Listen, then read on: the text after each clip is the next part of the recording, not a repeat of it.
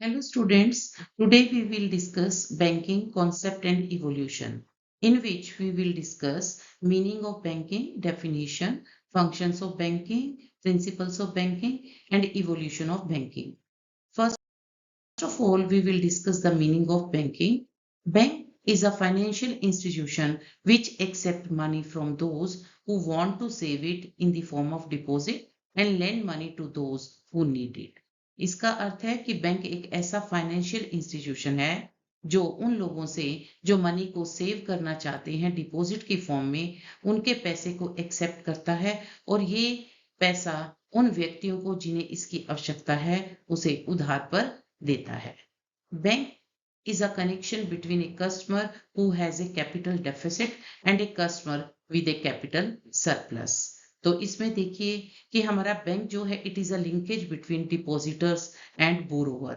Depositors, the person who have capital surplus, and borrower is the person who have a capital deficit. तो इसका देखेंगे हम bank जो है वो लिंकेज है between the depositors and borrowers.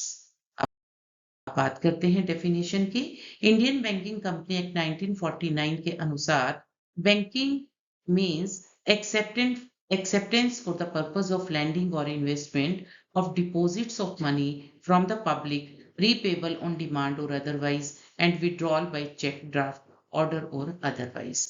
इसका अर्थ है कि लैंडिंग और इन्वेस्टमेंट के पर्पज से मनी को के डिपॉजिट को एक्सेप्ट करना जो कि पब्लिक से हम कलेक्ट करते हैं और ये पैसा रीपेबल होगा डिमांड पर या किसी अन्य तरीके से, जैसे चेक के द्वारा विड्रॉल हो सकता है, ड्राफ्ट, ऑर्डर या अन्य किसी प्रकार से. वेबनर डिक्शनरी बैंक को कहती है कि बैंक एक ऐसा इंस्टीट्यूशन है जो कि मनी में डील करता है. ये एक ऐसी एस्टेब्लिशमेंट है जहां मनी डिपॉजिट किया जाता है, उसे मेंटेन किया जाता है और उसे इशू किया जाता है. Evolution of banking in India की यदि हम बात करें तो इसे हम दो फेजेस में डिस्कस करेंगे. एक है हमारा प्री इंडिपेंडेंस पीरियड जो कि 1770 से 1947 था. दूसरा हमारा फेज 2 पोस्ट इंडिपेंडेंस पीरियड जो 1947 से टिल डेट रहेगा. हम यदि पोस्ट इंडिपेंडेंस पीरियड की बात करें तो उसे हमने तीन पार्ट्स में कैटेगराइज किया है. प्री नेशनलाइजेशन फेज जो 1947 से 1969, सेकेंड फेज पोस्ट नेशनलाइजेशन 1969 से 1991 और 1991 से टिल डेट का लिबरलाइजेशन के पीरियड को हम डिस्कस करेंगे. तो सबसे पहले हम फेज 1 की बात करते हैं जो कि इंडिपेंडेंस से पहले का पीरियड था जो 1770 से स्टार्ट होकर 1947 तक रहेगा. सबसे पहले हम बात करेंगे पहले बैंक की जो कि 1770 में एस्टेब्लिश हुआ था और किन्हीं कारणों की वजह से 1832 में इसे क्लोज कर दिया गया था. इसका नाम था बैंक ऑफ हिंदुस्तान. इसके बाद हमारे तीन प्रेसिडेंसी बैंक 1806 में बैंक ऑफ बंगाल, 1840 में बैंक ऑफ बॉम्बे और 1843 में बैंक ऑफ मद्रास जो हैं ये एस्टेब्लिश किए गए. उसके बाद 1860 से 1900 के बीच में फॉरेन बैंक्स, इलाहाबाद बैंक, ओट बैंक और पंजाब नेशनल बैंक एस्टेब्लिश किए गए. उसके बाद 1900 से 1947 में कुछ और बैंक एस्टेब्लिश किए गए जो कि थे corporation bank of India, Canara bank, bank of Baroda और सेंट्रल बैंक ऑफ इंडिया. जो प्रेसिडेंसी बैंक हमारे बनाए गए थे जिसमें bank of Bengal, bank of Bombay और बैंक ऑफ मद्रास थे उनको 1921 में एक बैंक में जो है मर्ज कर दिया गया जिसका नाम था imperial bank of India. Second phase जिसे पोस्ट इंडिपेंडेंस पीरियड कहा जाएगा 1947 से आज तक का, जिसको हमने लिया है प्री नेशनलाइजेशन फेज और पोस्ट नेशनलाइजेशन फेज और लिबरलाइजेशन फेज. तो हम बात करेंगे सबसे पहले 1947 से 1969 का जो फेज है जिसे प्री नेशनलाइजेशन फेज कहा गया है. तो इसमें सबसे पहले 1949 में बैंकिंग रेगुलेशन एक्ट एनेक्ट हुआ था जिसमें सबसे पहले RBI reserve bank of India जो है उसको नेशनलाइज किया गया था. उसके बाद इंपीरियल बैंक ऑफ इंडिया जो है एक नया बैंक कॉन्स्टिट्यूट किया गया, state bank of India act 1955 जिसे स्टेट बैंक ऑफ इंडिया का नाम दिया गया उसके द्वारा ये इंपीरियल बैंक जो है वो टेक ओवर कर लिया गया। उसके बाद पोस्ट नेशनलाइजेशन फेज में सबसे पहले 1969 में 14 बैंक थे जिन्हें नेशनलाइज कर दिया गया, राष्ट्रीयकृत कर दिया गया। उसके बाद 1980 में 6 और अन्य बैंक थे जिन्हें राष्ट्रीयकृत कर दिया गया। अब आती है हमारा तीसरा फेज पोस्ट इंडिपेंडेंस पीरियड में, वो है 91 से अब तक का, जिसमें हमने प्राइवेट सेक्टर बैंक जो हैं उनको एस्टेब्लिश करना शुरू कर दिया। 2014 में स्मॉल फाइनेंस बैंक और पेमेंट बैंक जो हैं एस्टेब्लिश किए गए। 2017 में 6 बैंक थे जो स्टेट बैंक ऑफ इंडिया में मर्ज कर दिए गए। 2019 में गवर्नमेंट ने डिसाइड किया कि 10 पब्लिक सेक्टर बैंक को हमने मर्ज कर देना है 4 पब्लिक सेक्टर बैंक्स में। 2019 में विजय बैंक और देना बैंक जो हैं उन्हें बैंक ऑफ बड़ौदा में मर्ज कर दिया गया। 20 में इलाहाबाद बैंक को इंडियन बैंक में मर्ज कर दिया गया। आंध्रा बैंक और कॉरपोरेशन बैंक जो हैं यूनियन बैंक ऑफ इंडिया में मर्ज हो गए। सिंडिकेट बैंक को कैनरा बैंक जो है उसमें मर्ज कर दिया गया। ओरिएंटल बैंक ऑफ कॉमर्स और यूनाइटेड बैंक ऑफ इंडिया जो है उसको पीएनबी में मर्ज कर दिया गया। अब यदि हम बात करें पब्लिक सेक्टर बैंक जो हैं जो कि 27 थे, अब वो रिड्यूस होकर सिर्फ 12 बैंक्स रह गए। हम यदि आज देखें अपने बैंकिंग इंडस्ट्री में डिफरेंट टाइप के बैंक्स जो हैं वो ऑपरेट कर रहे हैं, जिसमें प्राइवेट सेक्टर बैंक्स हैं, लोकल एरिया बैंक्स हैं, पेमेंट बैंक्स हैं, पब्लिक सेक्टर बैंक हैं, फाइनेंशियल इंस्टीट्यूशन है, रीजनल रूरल बैंक है एंड फॉरेन बैंक्स जो हैं। तो ये बैंक जो हैं एस्टेब्लिश हुए हैं हमारे बैंकिंग इंडस्ट्री के अंदर, जिसमें हम डिफरेंट टाइप की सर्विसेज जो हैं प्राप्त कर पा रहे हैं। अब बात करते हैं फीचर्स ऑफ बैंकिंग की। तो सबसे पहले हमारा जो डिपॉजिट है उसको ये सेफ गार्ड करता है। ऐसे व्यक्ति जिनके पास मनी है और वो अपने मनी को सेव करना चाहता है, तो बैंक फैसिलिटेट करता है ऐसे व्यक्ति को कि वो अपना पैसा जो है बैंक में डिपॉजिट करें और उस डिपॉजिट की सुरक्षा करने का दायित्व बैंक के पास रहता है। इसी के साथ बैंकिंग जो है वो फैसिलिटेट करता है जो व्यक्ति मनी को डिपॉजिट किए हुए हैं बैंक में, उन्हें जब भी पैसे की आवश्यकता होती है वो मनी को कई तरीकों से विड्रॉ कर सकते हैं। चेक के थ्रू, बैंक ड्राफ्ट के थ्रू, ऑर्डर के थ्रू जो है वो मनी विड्रॉ करने का अधिकार रखते हैं। तो बैंकिंग उन्हें इस तरह से फैसिलिटेट करता है। बैंक डिफरेंट टाइप के अकाउंट्स जो हैं वो प्रोवाइड करता है। व्यक्ति की जो भी उद्देश्य है उस उद्देश्य के अनुरूप बैंक जो है वो अकाउंट ऑफर करता है अपने कस्टमर को। कस्टमर अपने उद्देश्य के अनुरूप इन तरह के अकाउंट्स में अपने डिपॉजिट को जमा करवा सकता है, मनी को डिपॉजिट कर सकता है। इसी तरह से अभी हमने बात की थी कि बैंक जो है वो बोरोवर और जो हमारा सरप्लस लिए हुए है यानी कि हमारा डिपॉजिटर, उसके बीच में लिंकेज का काम करता है। तो इसका मतलब ये बोरोवर को जिसे पैसे की आवश्यकता है लोन के फॉर्म में मनी प्रोवाइड करता है ताकि वो अपनी आवश्यकता की पूर्ति कर ले। बैंक कस्टमर के एजेंट के रूप में भी काम करता है। वो कई तरह की फैसिलिटी अपने कस्टमर को देता है। वो उसके बिहाफ पर कस्टमर की ओर से वो सभी कार्य करता है जो कस्टमर के द्वारा उसे कहे गए हैं।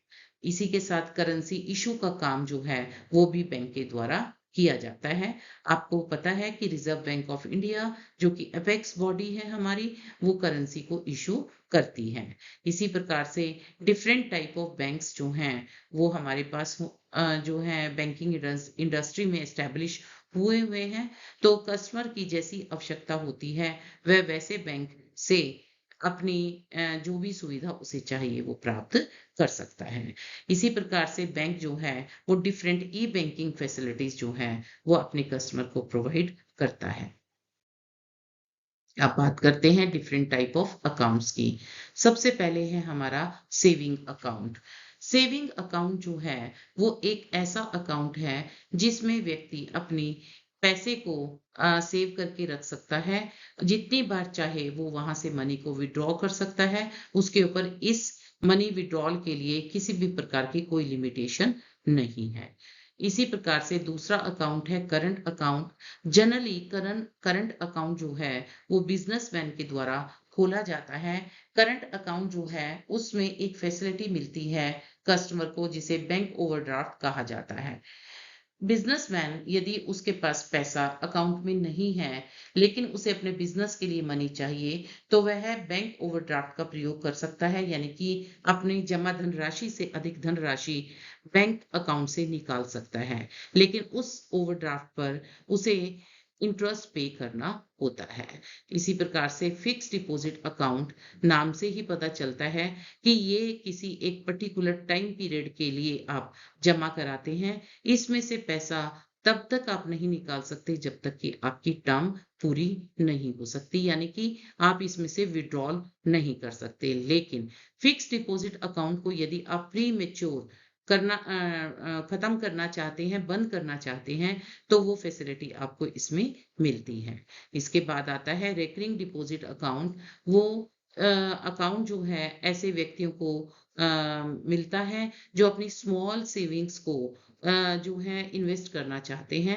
तो इसमें जो आपकी स्मॉल सेविंग है वो आप कितनी भी बार अपने बैंक में जमा करवा सकते हैं। छोटे-छोटे अमाउंट की जो आपकी डिपॉजिट है वो बैंक एक्सेप्ट करता है। आप मंथ में और आप क्वार्टर में इन पैसे को जमा करवाने का कोई भी ऑप्शन जो है वो सेलेक्ट कर सकते हैं।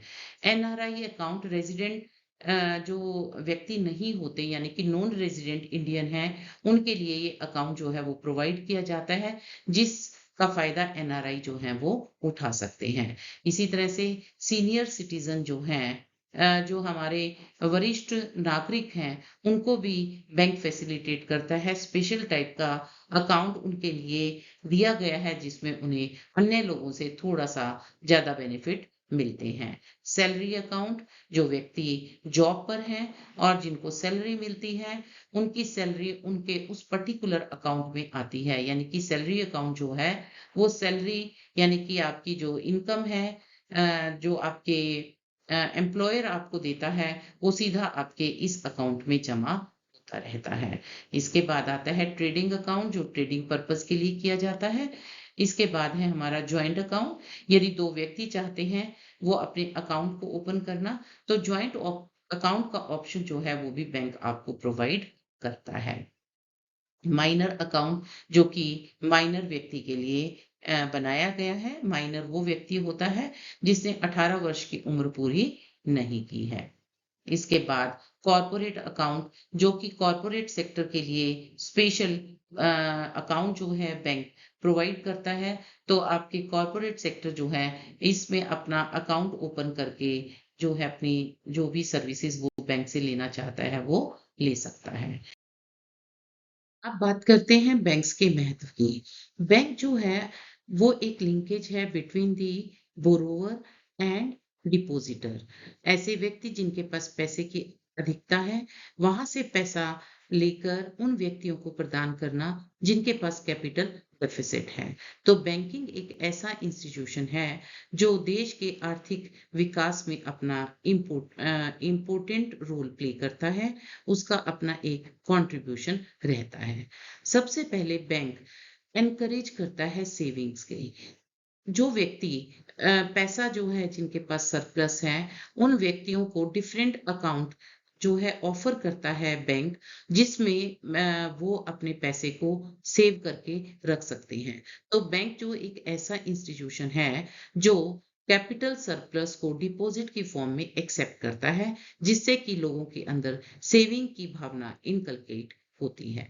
इसी प्रकार से बैंक जो है कैपिटल की प्रोडक्टिविटी को बढ़ाता है। आप जानते हैं कि मनी अपने आप में कोई भी पैसा जो है मल्टीप्लाई नहीं करता है जब तक कि उसे इन्वेस्ट ना किया जाए। तो जितने भी डिपॉजिट्स आपके बैंक में आए हैं पब्लिक से, उन्हें ऐसी जगह पर इन्वेस्ट किया जाता है जहां पर उन्हें मैक्सिमम रिटर्न हो। तो इस तरह से बैंक जो है कैपिटल की प्रोडक्टिविटी को इंक्रीज करने में आपको हेल्प देता है। इसके साथ बैंक फंड को ट्रांसफर करने में आपकी मदद करता है। यदि आप किसी अन्य व्यक्ति को कोई पैसा ट्रांसफर करना चाहते हैं, तो वो फंड ट्रांसफर करने का काम बैंक के द्वारा किया जाता है। इसी तरह से बैंक जो है वो एम्प्लॉयमेंट अपॉर्चुनिटी को जनरेट करने में भी हेल्प करता है। जैसे ही बैंक लेंडिंग करता है यानी इन्वेस्टमेंट करता है मनी को, वैसे ही देश में डिफरेंट एक्टिविटी जो है वो होना शुरू हो जाती है। मैन्युफैक्चरिंग एक्टिविटी शुरू हो जाती है, आपके बिजनेस को ग्रोथ मिलती है, और जैसे ही बिजनेस ग्रो करता है आपकी एम्प्लॉयमेंट अपॉर्चुनिटी जनरेट होना शुरू हो जाती है। इसी प्रकार से वैल्यूएबल आर्टिकल्स की सेफ्टी इंश्योर करता है। बैंक आपको लॉकर की फैसिलिटी देता है जिसमें आप अपने वैल्यूएबल आर्टिकल्स को डिपॉजिट कर सकते हैं और अपनी सेफ्टी इंश्योर कर सकते हैं। इसी प्रकार से आपको डिफरेंट फैसिलिटी बैंक के द्वारा दी जाती हैं, और बैंक जो है आपको उन सभी फैसिलिटी को इजीली एक्सेस करने का अधिकार देता है, प्रोवाइड करता है, जिससे कि आप डिफरेंट फैसिलिटी को इजीली एक्सेस करने में सक्षम हो जाते हैं। इसी प्रकार से बैंक आपके स्टैंडर्ड ऑफ लिविंग को इंक्रीज करता है, क्योंकि जो चीज आप ले नहीं पाते हैं क्योंकि आपके पास पैसा नहीं है, तो बैंक आपको लोन प्रोवाइड करता है। जैसे बैंक आपको हाउसिंग लोन देता है। बैंक इसी प्रकार से आपके जो डिफरेंट आपको अपने घर के लिए और अपनी आवश्यकता के लिए जो भी चीजें चाहिए, उनके लिए वो आपको लोन प्रोवाइड करता है, जिससे आप उन चीजों को यूज कर सकते हैं, और उससे आपका स्टैंडर्ड ऑफ लिविंग जो है वो इंक्रीज होता है। अब बात करते हैं हम इसके फंक्शंस की। सबसे पहले आता है हमारा इसका प्राइमरी फंक्शन, यानी कि प्राथमिक कार्य, जिसके लिए बैंक एस्टैब्लिश किए गए हैं। सेकंड है हमारा सेकेंडरी फंक्शन, जो कि हम प्राइमरी से जो फंक्शन है उनको तो परफॉर्म करते ही हैं, लेकिन साथ साथ हमारे दूसरे फंक्शन भी हम परफॉर्म करते हैं। डेवलपमेंटल फंक्शन, यानी कि आपके देश के आर्थिक विकास के लिए बैंक जो है वो अपना योगदान देते हैं और कई प्रकार के कार्य करते हैं, जिससे कि डेवलपमेंट जो है वो सुनिश्चित की जाती है। इसी प्रकार से हमारी मॉडर्न फंक्शन है। आपका बिजनेस जो है वो लगातार डिफरेंट आपके एनवायरनमेंट में काम करता है, डायनामिक एनवायरनमेंट में काम करता है, और जैसे ही चेंजेस आते हैं आपकी आवश्यकता भी चेंज हो जाती है। तो बैंक आपको जिस तरह का एनवायरनमेंट है उसी हिसाब से आपको फैसिलिटेट करता है। तो मॉडर्न फंक्शन के अंदर हम वो सब कार्य पढ़ेंगे। प्राइमरी फंक्शन की जहां तक बात है, बैंक जो है वो सबसे पहले डिपॉजिट को एक्सेप्ट करता है। डिपॉजिट एक्सेप्ट की बात हम पहले भी कर चुके हैं। हमारे पास कई तरह के ऑप्शंस होते हैं जहां पर पब्लिक जो है अपने पैसे को डिपॉजिट कर सकता है। फिक्स डिपॉजिट, जैसे नाम से पता चलता है कि फिक्स पीरियड के लिए ये टर्म डिपॉजिट होते हैं, जिन्हें समय से पहले हम विड्रॉ नहीं कर सकते। सेविंग डिपॉजिट, हमारी जो छोटी छोटी सेविंग है, हम कितनी ही बार उसे डिपॉजिट करवा सकते हैं और उतनी ही बार हम उसे निकालने का भी अधिकार रखते हैं। करंट डिपॉजिट, जनरली ये हमारे जो बिजनेसमैन हैं उनको ये फैसिलिटी मिलती है, जिसमें वो अपने बिजनेस की ट्रांजैक्शन जो कि लगातार चलती रहती हैं, वो उनके लिए ये अकाउंट खोला जाता है जहां पर वो अपना पैसा डिपॉजिट कर सकते हैं, जहां से हम कितनी बार पैसा को डिपॉजिट भी कर सकते हैं और विड्रॉ भी कर सकते हैं। जनरली करंट डिपॉजिट्स के पर इंटरेस्ट जो है हमारा नहीं मिलता। रेकरिंग डिपॉजिट, जहां पर हम थोड़े थोड़ी समय अवधि के पश्चात बैंक में पैसा जमा कराते हैं। तो यहाँ पर उन लोगों से जिनके पास पैसे की अधिकता है, पैसे को डिफरेंट फॉर्म में एक्सेप्ट किया जाता है, fix deposit, saving deposit, current deposit और रेकरिंग डिपॉजिट की फॉर्म में। दूसरा जो महत्वपूर्ण कार्य है जिसे हम प्राइमरी फंक्शन में लेते हैं, वो है लोन और एडवांसेस ग्रांट करना। जिन व्यक्तियों के पास कैपिटल की कमी है, जिन्हें पैसे की आवश्यकता है, उन्हें वो डिफरेंट फॉर्म में बैंक जो है लोन और एडवांस जो है वो ग्रांट करता है। सबसे पहले बात करते हैं ओवरड्राफ्ट की। ओवरड्राफ्ट करंट अकाउंट होल्डर को मिलता है, जिसमें अपने जमा धनराशि से अधिक धनराशि निकालने का कस्टमर को अधिकार दिया जाता है, जिसके ऊपर उसे बैंक को एक इंटरेस्ट पे करना होगा। कैश क्रेडिट है, आप कैश में मनी जो है वो लोन के रूप में ले सकते हैं। लोन्स हैं जो आपके डिफरेंट पर्पस जो हैं उनके लिए आप यहाँ पर ले सकते हैं, जैसे बिजनेस के लिए लोन लिया जा सकता है, हाउसिंग लोन के लिए लिया जा सकता है, या आपकी जो नेसेसिटीज हैं उन नेसेसिटीज के लिए भी आपको लोन बैंक के द्वारा दिया जाता है। अब बिल ऑफ एक्सचेंज, आपके जो बिल हैं उनको डिस्काउंट करने का कार्य जो है वो भी बैंक के द्वारा किया जाता है। तो ये थे हमारे प्राइमरी फंक्शंस, जिसमें हम डिपॉजिट को एक्सेप्ट करते हैं और व्यक्तियों को लोन और एडवांसेस जो हैं वो ग्रांट करते हैं। अब बात करते हैं हम सेकेंडरी फंक्शंस की, जिन्हें हम नॉन बैंकिंग फंक्शन के नाम से भी जानते हैं। सबसे पहले हमारा है इसमें एजेंसी फंक्शन। एजेंसी फंक्शन, आपको पता है एजेंट क्या होता है? एजेंट जो अपने प्रिंसिपल के बिहाफ पर काम करता है। तो इसी प्रकार से बैंक जो है वो अपने कस्टमर के एजेंट के रूप में काम करता है और उसके लिए कई तरह के कार्य अपने कस्टमर के कहने पर करता है। जैसे यदि फंड का ट्रांसफर एक अकाउंट से दूसरी जगह पर करना है, तो आपके कस्टमर के द्वारा दी गई स्टैंडिंग इंस्ट्रक्शन के द्वारा या उसके कहने पर आप वो फंड एक अकाउंट से दूसरे अकाउंट में ट्रांसफर करते हैं। चेक के कलेक्शन करने का कार्य जो है वो बैंक के द्वारा किया जाता है। आपकी कुछ पीरियोडिक पेमेंट्स हैं, जैसे आपको अपनी एलआईसी का प्रीमियम जो है वो पे करना है, आपको रेंट पे करना है, या आपको किसी अन्य प्रकार की बिल की पेमेंट करनी है, तो आपके स्टैंडिंग इंस्ट्रक्शन के कहने पर या देने पर आपका बैंक जो है आपकी ओर से वो पेमेंट करता है। आपके पोर्टफोलियो को मैनेज करने का काम करता है। पोर्टफोलियो मीन्स कि आप जो इन्वेस्टमेंट के डिफरेंट आपके पास ऑप्शंस हैं, उन ऑप्शंस में कौन से ऑप्शन में आपका पैसा लगना चाहिए और उसकी मैनेजमेंट का पूरा कार्य जो है आपकी ओर से बैंक के द्वारा किया जाएगा। इसी प्रकार से आपकी कोई पीरियोडिक कलेक्शन है, आपको रेंट किसी से रिसीव करना है या किसी अन्य प्रकार की पेमेंट जो है वो आपने किसी व्यक्ति से प्राप्त करनी है, तो बैंक आपकी ओर से उस पेमेंट को प्राप्त करने का कार्य भी करता है। और इसी प्रकार से आपके कस्टमर के कहने पर बैंक उनके बिहाव पर और जो फंक्शंस हैं वो भी परफॉर्म करता है। जनरल यूटिलिटी फंक्शंस में हमारे पास आता है कि आपकी जो एजेंसी सर्विसेज के साथ साथ आपको लोकल फैसिलिटी, जहां पर आप अपनी वैल्यूएबल को सुरक्षित रख सकते हैं, वो फैसिलिटी देता है।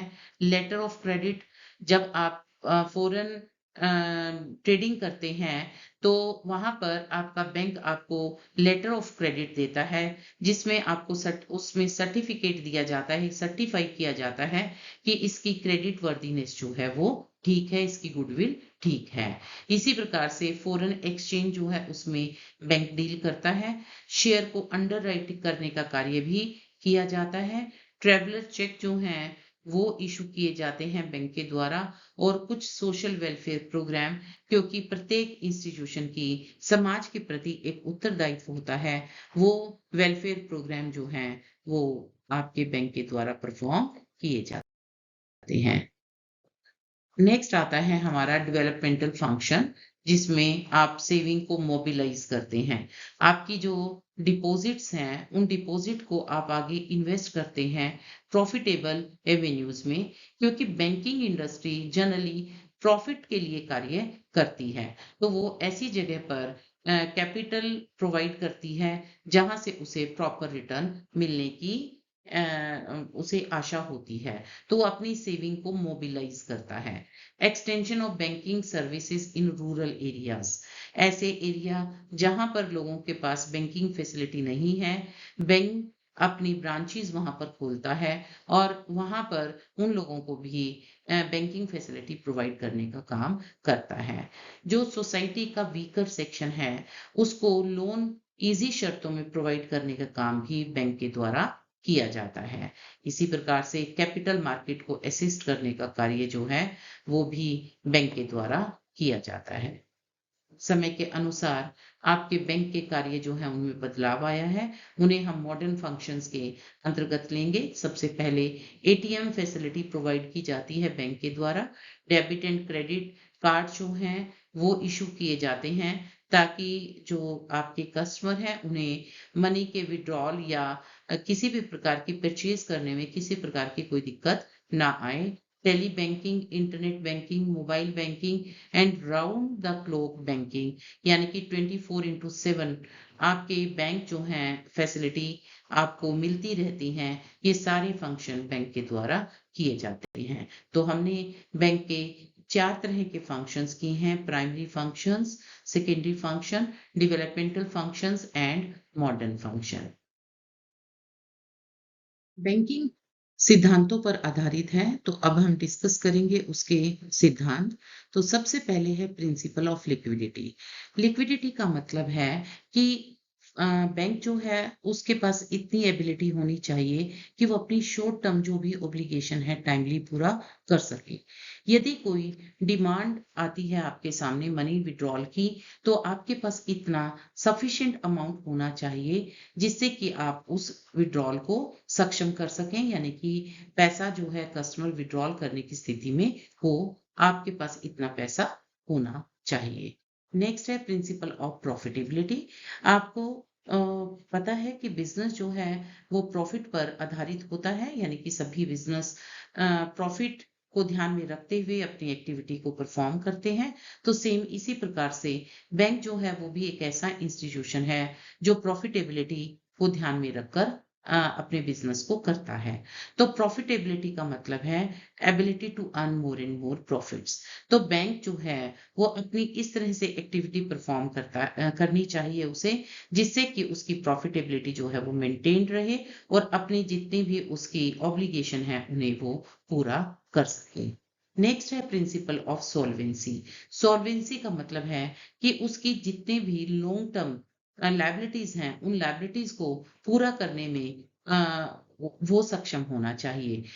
बैंक जो है उसकी यदि कोई ऐसी ऑब्लिगेशन है जिसमें उसे अपने कस्टमर को पेमेंट करनी है, तो उसके पास सफिशिएंट अमाउंट जो है वो रहना चाहिए। नेक्स्ट है प्रिंसिपल ऑफ सेफ्टी। आपके कस्टमर जो हैं आप में विश्वास रखते हैं, आपके पास पैसा जमा कराते हैं या आपसे डिफरेंट टाइप की फैसिलिटी अवेल करते हैं, तो आपका बैंक का एक कर्तव्य बनता है कि वो अपने कस्टमर को सेफ्टी प्रोवाइड करें। Principle of collection of saving. आपकी जो सेविंग है उनको कलेक्ट करना जो है वो एक सिद्धांत है आपके बैंक का। बैंक जो है वो आपके लोगों से, कस्टमर से सेविंग को कलेक्ट करता है, उन्हें मोबिलाइज करता है। Principle of loan and investment policy. पैसा जो कलेक्ट किया गया है उसे अपने पास ही नहीं रखता, बल्कि जहां पर पैसे की आवश्यकता है वहां पर ये लोन के रूप में इन्वेस्ट किया जाता है, ये लोन के रूप में आगे प्रोवाइड किया जाता है ताकि कैपिटल जो है उस पर रिटर्न प्राप्त की जा सके। नेक्स्ट है प्रिंसिपल ऑफ इकोनॉमी। इकोनॉमी का मतलब है कि कम खर्चे पर हम अधिक लाभदायकता प्राप्त कर सकें, ज्यादा लाभ प्राप्त कर सकें। तो बैंक का भी एक उद्देश्य रहता है, बैंक का एक सिद्धांत रहता है कि वो इकोनॉमी पर चले। Principle of providing services. साथ ही एक सिद्धांत बैंक का ये रहता है कि वह अपने जो प्राइमरी फंक्शंस हैं उनके साथ साथ डिफरेंट टाइप के कार्य को करे, ताकि जो भी सर्विसेज आपके कस्टमर की आवश्यकता है उस सर्विस को वो टाइमली पूरा कर सके। Principle of secrecy. ये बहुत इंपॉर्टेंट है कि बैंक और कस्टमर के जो बीच में संबंध होता है वह विश्वास पर आश्रित होता है। तो बैंक से ये आशा की जाती है कि वह अपने कस्टमर के जो भी डेटा है बैंक के पास, या जो भी पैसा है, या जो भी बैंक से वो फैसिलिटी ले रहा है उसको वो लीक ना करे, किसी अन्य व्यक्ति को ना बताए। इसके बाद है प्रिंसिपल ऑफ मॉडर्नाइजेशन। ये बिल्कुल सही है, क्योंकि आपका बिजनेस डायनामिक सिचुएशन में काम करता है, तो आपकी नीड जो है वो नए दिन में नई तरह की होती हैं। तो बैंक जो है उसे कोशिश करनी चाहिए कि वो आवश्यकता के अनुरूप अपनी फैसिलिटीज जो हैं अपने कस्टमर तक पहुंचाए। Principle of location. आपका बैंक जो है वो एक ऐसी जगह पर होना चाहिए जहां पर मैक्सिमम कस्टमर अप्रोच कर सके और उन्हें किसी तरह की कोई दिक्कत ना आए। Principle of relation. ये आपको पता है कि बैंक जो है उसका एक कर्तव्य ये बनता है या उसका एक सिद्धांत है कि वह अपने कस्टमर के साथ अच्छे रिलेशनशिप रखे, उनके साथ जो है सौहार्दपूर्ण उनका रवैया होना चाहिए, उनके साथ उनके रिलेशन अच्छे होने चाहिए। प्रिंसिपल ऑफ एफिशिएंसी का मतलब है कि उसे एफिशिएंटली कार्य करना चाहिए, जो डिपॉजिट उसके पास आए हैं, उनको ऐसी जगह पर इन्वेस्ट करे जिससे कि आपके बैंकिंग बिज़नेस को मैक्सिमम प्रॉफ़िट हो और आपकी एफिशिएंसी जो है वो इंक्रीज़ हो। बैंकिंग सेक्टर जो है वो कई तरह के चैलेंजेस का सामना करना उसे पड़ रहा है। जैसे हम जानते हैं कि बिजनेस जो है डायनेमिक सिचुएशन में एनवायरनमेंट में काम करता है। नीड जो है वो रोज हमारी चेंज होती रहती है। आपका जैसे ही बिजनेस जो है वो चेंज होता है वैसे ही आपकी आवश्यकता भी चेंज होती है। बैंक जो हैं वो अपने कुछ फंक्शंस को ठीक ढंग से परफॉर्म नहीं कर पाते हैं क्योंकि उसके सामने कुछ चुनौतियां हैं। तो अब हम डिस्कस करेंगे उन चुनौतियों को। सबसे पहले है डीरेगुलेशन। अभी हमने बात की थी कि आपका 1949 में बैंकिंग रेगुलेशन एक्ट जो है वो इनेक्ट हो गया था, जिसमें आपके डिफरेंट बैंक जो हैं वो नेशनलाइज्ड हुए थे और लेकिन उसके बावजूद भी कुछ ऐसे बैंक्स हैं जो आपके नेशनलाइज नहीं हैं या जिनके ऊपर आपके किसी तरह का कोई कंट्रोल नहीं है। तो ये जो आपके बैंक्स हैं उनको ये चैलेंज का सामना करना पड़ रहा है। प्रॉफिटेबिलिटी का प्रेशर जो है वो बैंक्स के ऊपर रहता ही है, क्योंकि प्रॉफिटेबिलिटी जो है काफी हद तक इस बात पर निर्भर करती है कि आपकी कम से कम एनपीए होना चाहिए, नॉन परफॉर्मिंग एसेट्स होनी चाहिए। लेकिन नॉन परफॉर्मिंग एसेट्स हर बैंक की रहती हैं, तो हमेशा एक बैंक के ऊपर प्रेशर रहता है कि वो अपनी प्रॉफिटेबिलिटी को कैसे मेंटेन रखे। प्रोडक्टिविटी जो है वो लो रहती है। कई बार आपकी इन्वेस्टमेंट जो आपने ऑप्शन लिया है वो आपका ऑप्शन सही नहीं निकलता और आपकी कैपिटल की प्रोडक्टिविटी जो है वो लो होने लग जाती है। आपकी नॉन परफॉर्मिंग एसेट जो है ये एक बहुत बड़ा चैलेंज है बैंक के आगे। फॉरेन बैंक्स जो हैं जिनके पास ज़्यादा फैसिलिटी ऑफर करते हैं अपने कस्टमर को, इस तरह की फैसिलिटी इंडियन बैंक्स जो हैं वो नहीं दे पा रहे हैं अपने कस्टमर को, तो उन्हें इस कंपटीशन का उनसे कंपटीशन करना पड़ रहा है, जिससे कि वो अपनी प्रॉफिटेबिलिटी और अपने उनके उद्देश्य हैं उनको पूरा नहीं कर पा रहे हैं। इसी प्रकार से अ, हम हर रोज देखते हैं कि मनी जो है वो बैंक में है, लेकिन इंटरनेट बैंकिंग की वजह से या ऑनलाइन जो बैंकिंग फैसिलिटी हमें मिली है उसकी वजह से कई लोग जो हैं अपनी जमा धनराशि को खो देते हैं। तो कई तरह के फ्रॉड जो हैं वो बैंक जो हैं वो फेस कर रहे हैं। इसी प्रकार से आपकी टेक्नोलॉजी लगातार चेंज होती रहती है, जो हमेशा आपके लिए चैलेंज बना रहता है। हम इसे इस डायग्राम से समझेंगे कि किस प्रकार से हमारे जो बैंक्स हैं वो इन चुनौतियों का सामना कर रहे हैं। तो देखिएगा बैंक जो है वो डीरेगुलेशन, लो प्रोडक्टिविटी, फॉरेन बैंक से कॉम्पिटिशन, टेक्नोलॉजी का लगातार चेंज होना, प्रॉफिटेबिलिटी का प्रेशर आपके ऊपर रहना, नॉन परफॉर्मिंग एसेट्स का होना और बैंक्स फ्रॉड का सामना करना पड़ रहा है उन्हें। तो ये चैलेंजेस जो है बैंक को फेस करनी पड़ती हैं। तो it is all about banking का कॉन्सेप्ट एंड इवोल्यूशन। अब हम डिस्कस करेंगे, कुछ क्वेश्चंस हैं इसके जो हमारे एग्जाम में आ सकते हैं। जैसे कमर्शियल बैंक्स के सामने किस तरह के चैलेंजेस हैं, आपके बैंक के प्राइमरी फंक्शंस क्या हैं, सेविंग अकाउंट और करंट अकाउंट में डिफरेंस क्या है, डिफरेंट स्टेजेस क्या है इवोल्यूशन की, और नेशनलाइजेशन ऑफ बैंक का क्या अर्थ है। आपके शॉर्ट नोट आ सकते हैं फिक्स डिपॉजिट पे और रेकरिंग डिपॉजिट पे। इसी प्रकार से हमारे long term long answer type questions भी हैं हमारे सामने। जैसे कमर्शियल बैंक को डिफाइन करें और बैंकिंग जो इंडिया में है उनके प्रिंसिपल्स को डिस्कस करें। इसी तरह से बैंक्स का इवोल्यूशन के डिफरेंट स्टेजेस को डिटेल में डिस्कस कीजिए। बैंकिंग क्या है, उसके फीचर एंड इम्पोर्टेंस क्या है। इसी प्रकार से रोल ऑफ बैंक क्या है उसे एक्सप्लेन करना आ सकता है आपका, कि आपकी कंट्री में जो आपका आर्थिक विकास है उसमें बैंक का क्या योगदान है। इसी प्रकार से बैंक्स के फंक्शंस को डिटेल में पूछा जा सकता है।